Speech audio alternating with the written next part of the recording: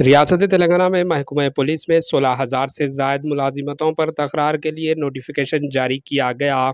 तफसीलात के मुताबिक रियासत तेलंगाना हुकूमत ने महकमा पुलिस में 16,614 मुलाजिमतों पर तकरार के लिए नोटिफिकेशन जारी कर दिया है, जिनमें सब इंस्पेक्टर की 587 मुलाजिमतें भी शामिल हैं।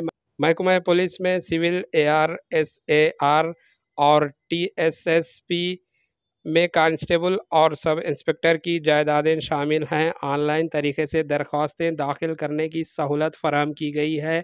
2 मई से 20 मई तक दरख्वास्तों को कबूल किया जाएगा। Bureau report, AHN news.